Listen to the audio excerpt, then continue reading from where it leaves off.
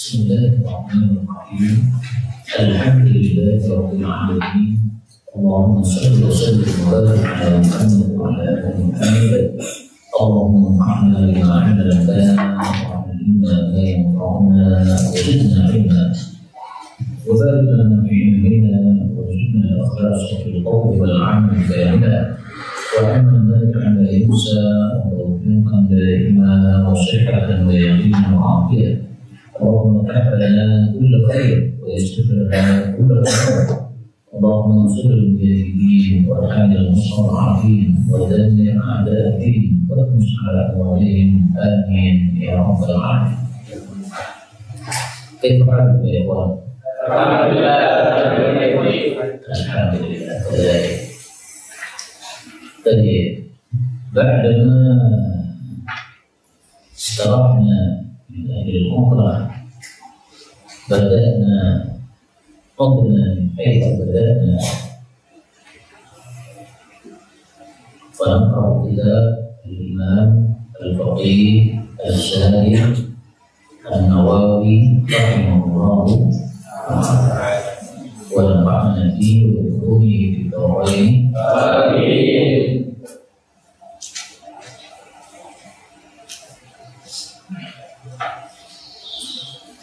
Pada pertemuan yang baru sudah kita bahas tentang larangan mendatangi guru dan yang serupa dengan guru. Dan kita sudah sampai pada hadis yang kedua, bahwasanya orang yang mendatangi guru menjadi jenisnya lalu bertanya dan membenarkan ucapannya, maka sholatnya tidak diterima selama 40 hari. Maka ini hukumannya seperti orang yang minum minuman keras, tidak diterima sholatnya selama 40 hari. Sekarang kita dengar hadis yang ketiga. Qala al-Malik rahimahullah ta'ala wa an Wa'il wa an Qabisah bin Al-Qadi radhiyallahu anhu qala sami'tu Rasulullah sallallahu alaihi wasallam yaqul al-yafah wal-tiyar dan merasa sial dengan guru, wal-tarku dan tar, itu semuanya minum jibr, termasuk jibr. Hadis diriwayatkan oleh Abu Dawud dan sanad yang hasan. Kenapa tidak saya terjemahkan? Karena di bawah sudah diterjemahkan oleh Al-Imam An-Nawawi rahimahullah. Kalau beliau mengatakan at-tarku itu adalah az-zajru, mengusir, menghardik. Aizzatul qalb, yaitu menghardik guru.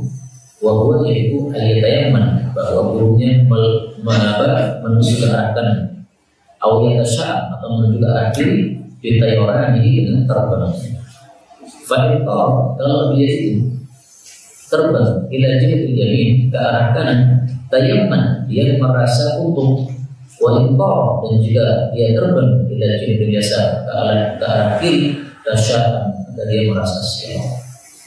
Nah, jadi tayaman ini artinya bukan ke arah kanan ya, tapi tayaman merasa utuh, tasya'an merasa sial. Pada Abu Dawud, berkata Abu Dawud, wal iyafah, ada iyafah al-fatih, menulis, menggaris. Kalau Al-Jawahiri, berkata Imam Jawahiri Syihah dalam kitab Syihah, ini judul kitab Al-Jibr, itu adalah kalimat musyawarah tafa'u al-sana yang berlaku untuk arca, wal kahin dan dukun, wasahir dan penyihir, wa nahwi dzalik dan sebagainya. Jadi kembali ke hadis al-iyafah, apa iyafah itu? Khat, nulis seperti para dukun yang suka nulis ke kanan-kanan, tulis-tulis ini di garis-garis. Kemudian tiar, yaitu merasa sial dengan burung tertentu. Misalnya kalau ada burung gagak, atau merasa sial karena ini burung gagak membawa kesialan, atau burung hantu dan sebagainya. Kalau akar adalah mengusir burung, dilihat apakah terbangnya ke arah kanan atau ke arah kiri. Kalau setelah diusir terbang ke kanan, berarti untung. Diusir terbang ke kiri berarti tidak untung. Artinya membatalkan niatan atau perbuatannya. Nah, itu semuanya termasuk dari al-jibr. Maksudnya adalah al-jibr yang disebutkan oleh Allah dalam Al-Quran. Pada surat apa? Allah Subhanahu wa ta'ala mengatakan yu'minuna bil jibri wa taghuti pada surat An-Nisa ayat 51. Alam tara ila alladziina utuu nasiiban minal kitab tidak yu'minuna billah tapi yu'minuna bil jibr. Nah, itulah jibr yang dimaksudkan dalam ayat ini. Ini semuanya termasuk jibr. Maka tidak boleh kita iman pada ini semua. Karena iman kepada ini berarti kita termasuk iman kepada jibr, dan iman kepada jibr berarti tidak iman kepada Allah Subhanahu wa ta'ala. Kemudian hadis ini dikatakan oleh Abu Dawud sanadnya hasan, dikatakan oleh Imam Nawawi bi isnadin hasan, sanadnya hasan.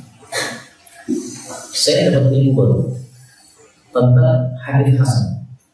Ternyata rata-rata hadis yang diperselisihkan oleh para ulama itu adalah hadis yang hasan li ghairihi. Hadis yang apa? Hasan li ghairihi. Kalau hadis sahih enggak perselisih. Hasan li dzatihi juga enggak perselisih. Tapi hadis-hadis yang hasan li ghairihi itu sering kali diperselisihkan oleh para ulama. Karena namanya hasan li ghairihi, jadi asalnya adalah hadisnya. Nah, ketika asalnya dhaif, maka diperselisihkan apakah bisa menjadi naik derajatnya menjadi hasan li ghairihi. Kalau orang yang longgar maka mengatakan hasan li ghairihi. Kalau ketat yang mengatakan masih dhaif. Nah, sehingga perselisihan di antara para ulama salah satu asbabnya adalah gara-gara perbedaan dalam menilai derajat hadis, terutama hadis yang hasan li ghairihi. Penjelasan seperti ini bisa dibaca dalam kitabnya Al-Imam Al-Dhahabi rahimahullahu ta'ala.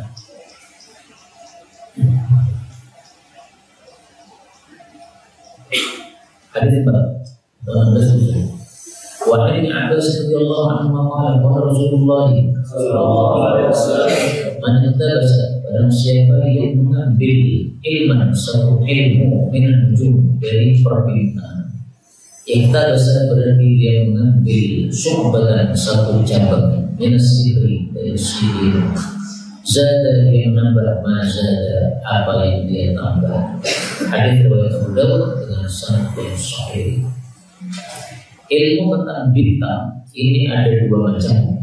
Yang satunya yang satunya adalah jaiz boleh, yang satunya adalah haram tidak boleh.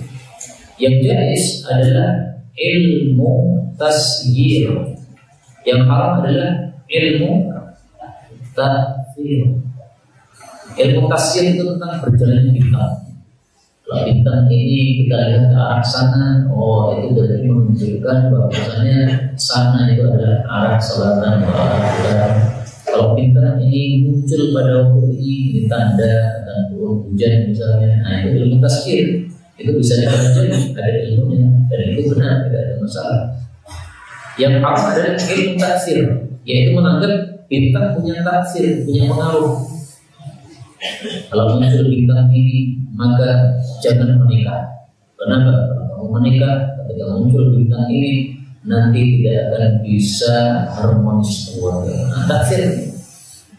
Kamu kelahirannya pada hari apa? Oh, bintangmu ini. Nah, calon istrimu bintangnya ini tidak cocok untuk jadi suami istri, jangan menikah. Batal nikah gara-gara tanggal lahirnya menunjukkan bintang tertentu. Itu namanya ilmu taksir seperti ini yang haram. Kenapa haram? Karena ini termasuk rajman bil ghaib, menganggap mengetahui perkara yang gaib. Padahal yang tahu yang gaib hanya Allah Subhanahu wa ta'ala.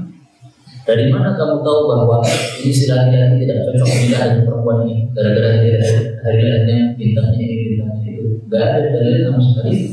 Maka ini menyebabkan haram karena berarti dia menganggap mengetahui sesuatu yang dia tidak mengetahui. Nah, maka berarti hadis ini yang mengatakan siapa mempelajari atau mengambil satu ilmu dari perbintangan berarti satu cabang dari sihir sudah dia lakukan. Ini bukan ilmu yang dari sihir, tapi ilmu yang kemudian sihir ini menurut para ulama adalah termasuk perbuatan kafir, tetapi tidak semua sihir kafir. Apa dalilnya bahwa sihir termasuk kafir? Allah mengatakan, wa ma kafara Sulaiman walakinna asyayatin kafaru yu'allimuna an-nasa as-sihra. Nabi Sulaiman tidak kafir, yang kafir itu setan-setan. Mereka mengajarkan manusia akan sihir. Berarti sihir adalah kekafiran. Tapi ringkasnya sihir itu bermacam-macam. Ada yang sampai derajat kafir, ada yang tidak sampai derajat. Yang dimaksud di sini zada mazada, dia menambah apa yang dia tambah. Maksudnya semakin banyak ilmu takfir yang dia pelajari, berarti semakin banyak sihir yang dia pelajari. Berarti kekafiran semakin besar. Kamu pelajari 5, berarti kamu memiliki 5 kekafiran itu. Pelajari 10, berarti kafirnya tambah. Semakin banyak dipelajari, semakin kafirnya tambah. Itu maksudnya. Kemudian tentang sihir ini, orang orang juga berselisih pendapat bagaimana kita menyikapi tukang sihir. Apakah boleh dibunuh ataukah tidak? Hanya saja kita temukan dalam suatu hadis bahwasanya haddus sahir, hukuman had bagi tukang sihir itu adalah dipukul dengan pedang. Haddus sahir, hukuman had bagi penyihir adalah darbatun bisayf, dipukul dengan pedang alias dibunuh. Hadis riwayat Tirmidzi.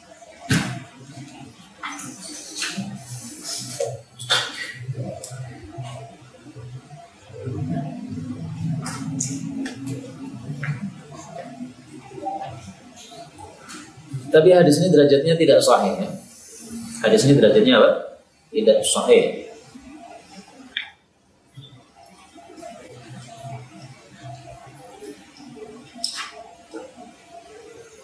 Ini riwayat Tirmidzi, kata Al-Albani derajatnya. Adapun sebab kedhaifannya akan dijelaskan oleh Imam Nawawi di sini bahwasanya fi sanadihi dha'fun. Ada rawi bernama Ismail bin Ta'im.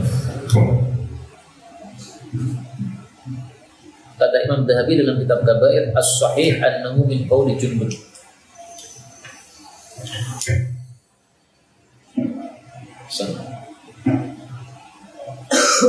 Yang benar ini bukan sabda Nabi, tapi perkataan siapa? Jundub bin Junadah, sahabat Nabi sallallahu alaihi wasallam.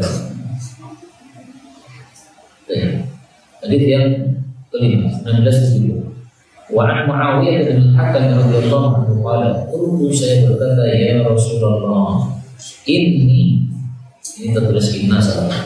Ini sesungguhnya aku hadithu ahdin, baru saja bijahiliyatin, dengan jahiliyah. Maksudnya baru saja masuk Islam, baru saja lepas dari jahiliyah. Wa qad ja'a Allah, dan sungguh Allah telah datang memberi Islam dengan agama Islam. Wa inna, sesungguhnya minna, di antara kami rijalan, ada orang-orang yang mendatangi al-Quran, para dukun. Qala, dia mengatakan, fala ta'tihim, maka janganlah kamu mendatangi mereka.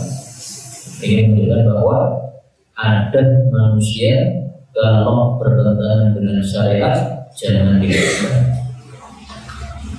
Rata-rata manusia atau banyak manusia yang mana itu mendatangi guru, maka dia katakan, jangan ikuti.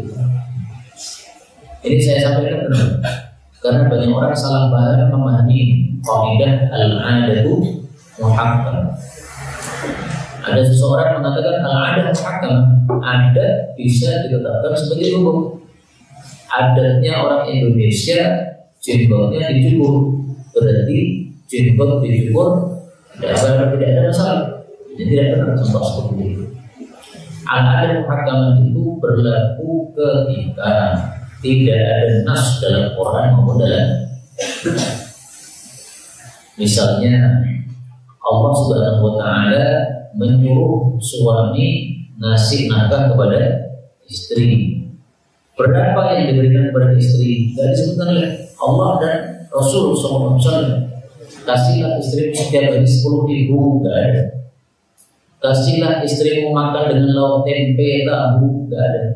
Nah, karena nggak ada terutama dari Quran dan Sunnah, maka baru berlaku al-adatu muhakkaman. Jadi adatnya bagaimana? Adatnya orang Jawa makan sehari 3 kali. Nah, berarti kasih istrimu makan 3 kali sehari. Kalau suami kasih makan istri cuma 2 kali sehari, ini berarti boleh. Karena adatnya di sini makannya 3 kali. Orang Arab katanya makannya 2 kali ya, pagi sama sore. Nah, sudah berarti adat mahkamah, maka ada ketentuan dari Quran Sunnah. Nah, tapi kalau adat itu menyelisih syariat, jangan dilakukan. Ini dalil.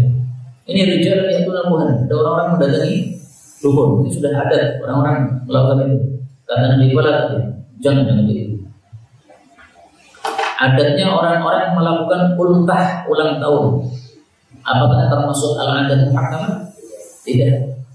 Karena Rasulullah SAW bersabda, "Laisa minna man tashabbaha bi ghairina." Tidak termasuk dari kami orang-orang yang menyerupai non-Islam. La tashabbahu bil yahud, jangan menyerupai Yahudi, jangan menyerupai Nasrani. Ulang tahun, perayaan ulang tahun itu ada dari barat, orang kafir. Maka jangan kita mengikuti adat tersebut. Falatim, jangan kamu ikuti adat tersebut. Kemudian waktu saya mengatakan wahina di antara kami rijal, ada orang-orang yang katoyun, mereka menganggap sial dengan koin, dengan melihat burung, ya, burung tertentu, burung gagak kata mereka sial, burung gantung kata mereka sial. 2 burung ini pernah saya dengar, selain itu saya tidak tahu.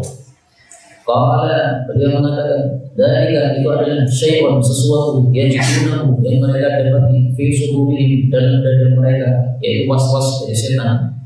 Fala yasudduhum, maka janganlah itu menghalangi mereka. Jadi sesuatu yang muncul dalam hati, was-was dari setan, tidak ada dasar atau dalilnya, jangan menghalangi engkau dari melakukan sesuatu. Orang Arab dulu kalau mau safar, di tengah perjalanan melihat burung gagak, pulang. Kenapa? Kalau melanjutkan safar akan berbahaya safar. Nah, seperti ini adalah yajidunahu fi sudurihim. Itu hanya kamu dapati dalam dadamu, tapi tidak ada dasar dari tidak boleh dijadikan sebagai pedoman seperti itu. Kalau sekarang ya mungkin misalnya Anda 13 dianggap sial, maka tidak mau masuk hotel Anda 13, atau malah tidak ada antara tersebut dibilang 13 beberapa terserahnya. Masing-masing orang memiliki kesialan atau perasaan-perasaan sial tertentu pada adat mereka, ini tidak terjadi. Makanya Rasulullah mengatakan dalam sebuah hadis, la safara,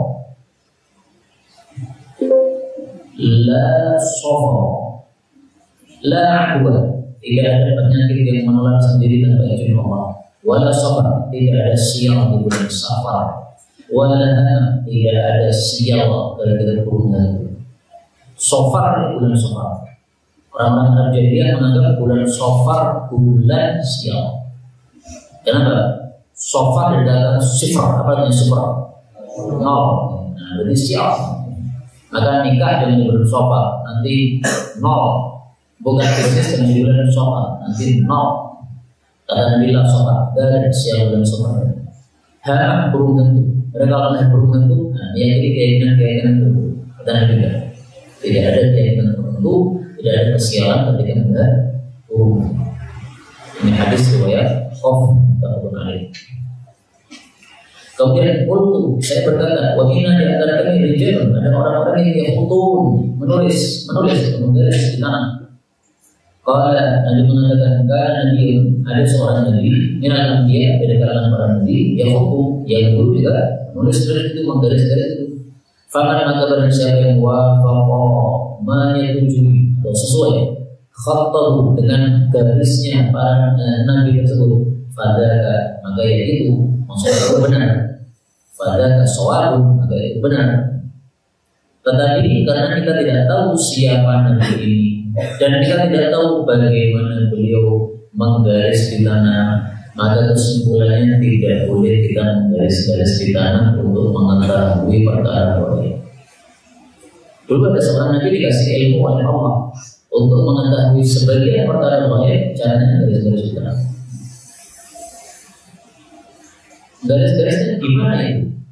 Itu disebutkan oleh para ulama syura bahwasanya orang Arab itu mengambil satu khasyabah atau khasyabah kayu, kemudian digaris beberapa garis yang banyak tapi tanpa hitungan.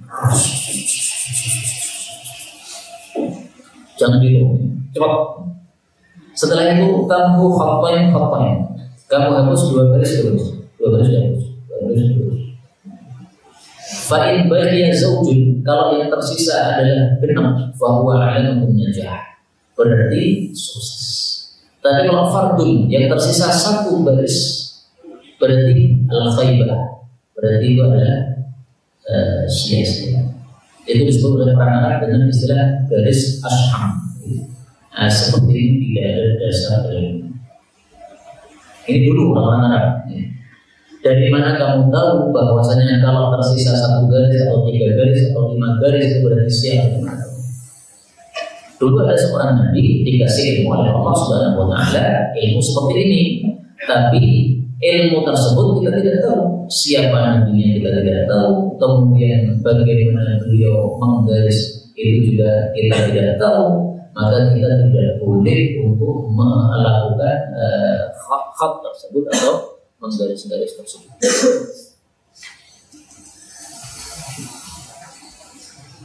Apa yang semisal dengan garis ini di masa sekarang? Apa menurut Anda yang semisal dengan garis ini? Kalau merasa sial dengan burung, itu seperti merasa sial dengan angka-angka itu. 13. Nah, yang semisal dengan garis ini apa saudara?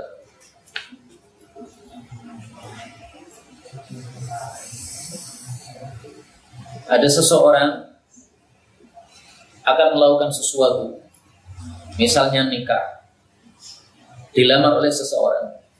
Kemudian untuk menentukan jawaban, dia ambil mushaf Quran, dibuka. Apa ayat pertama yang pojok atas? Ayat pertama, wa basyiril ladzina amanu wa 'amilus shalihati anna lahum jannat. Wah, berarti cocok ini nikah.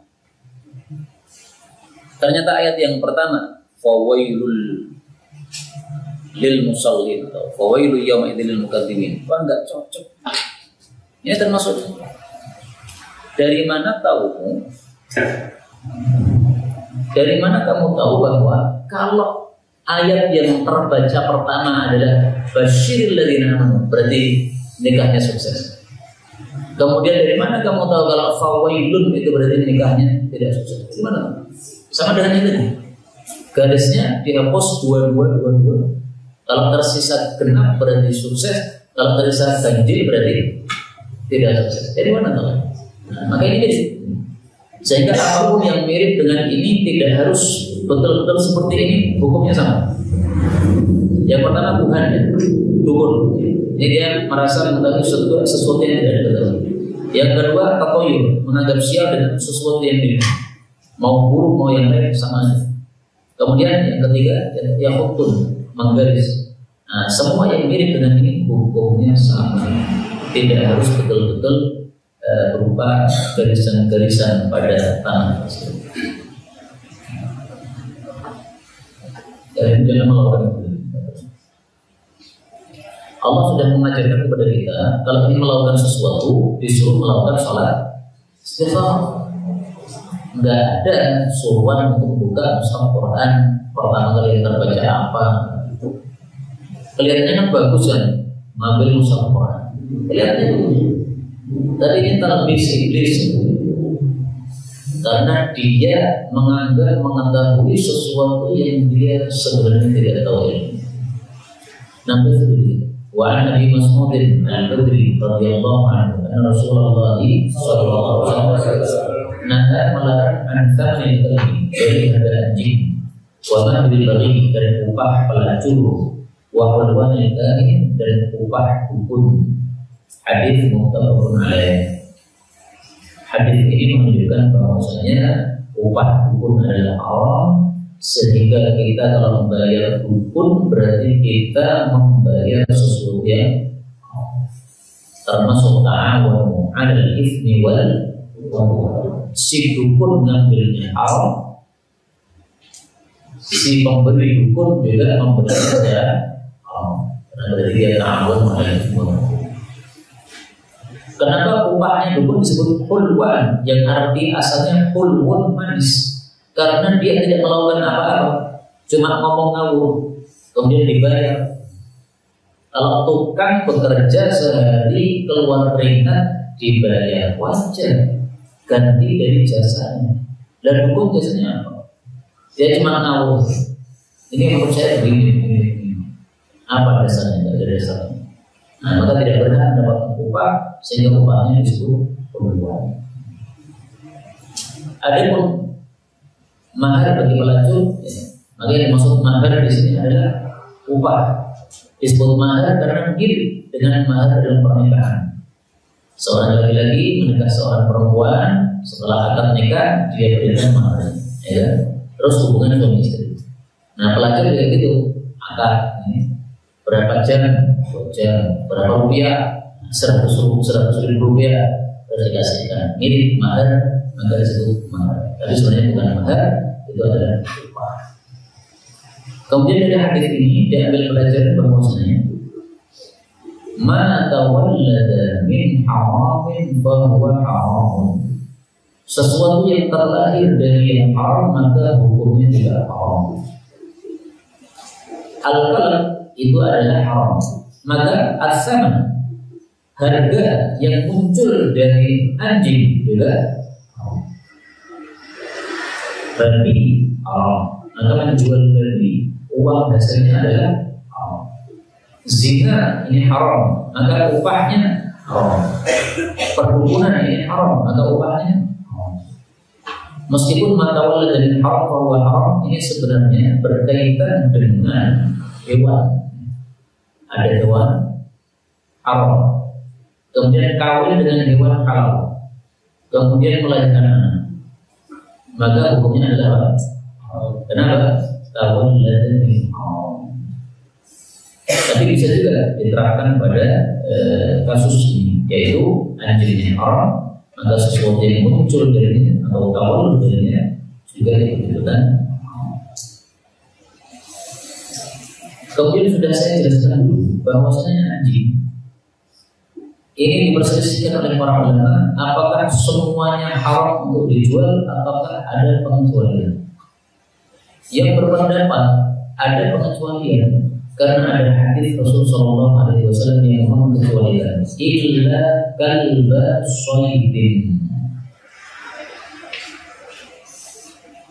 Nah, Rasulullah melarang ansan kalb dari harga anjing illa kalba soid, kecuali anjing buruan. Hadis riwayat ini derajatnya kata Syekh Al-Albani hasan. Maksudnya hasan al-ghairi. Nah, ini salah satu contoh yang saya sampaikan tadi. Sering terjadi perdebatan ulama dalam hal hadis yang derajatnya hasan. Mazhab Syafi'i tidak pakai hadis. Sehingga dalam mazhab Syafi'i kalau usai anjing untuk berburu tidak boleh diperjualbelikan. Kenapa? Mereka tidak menganggap hadis. Nah, kalau kita mengikuti pendapat yang menghasankan atau mensahihkan, berarti kita membolehkan menjual atau membeli anjing pemburu. Maka ini masalah khilaf.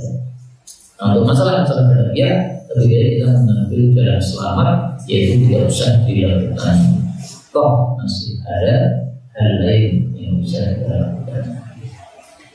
Kemudian faedah terakhir dari ini, yaitu al-badri. Ini nisbat kepada perang Badar. Perang Badar disebut perang Badar karena terjadi di tempat namanya Badar. Makanya dimaksud al-Badri itu adalah sahabat Nabi yang pernah ikut perang Badar. Kenapa istilah al-Badri populer?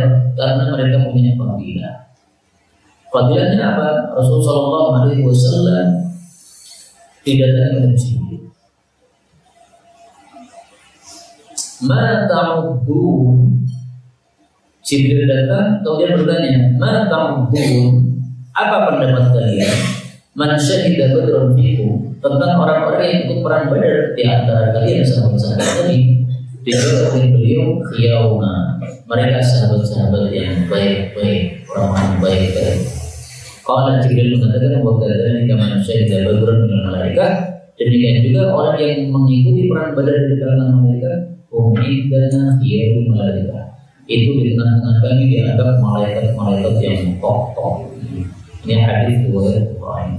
Makanya muncul kemudian istilah al-badri.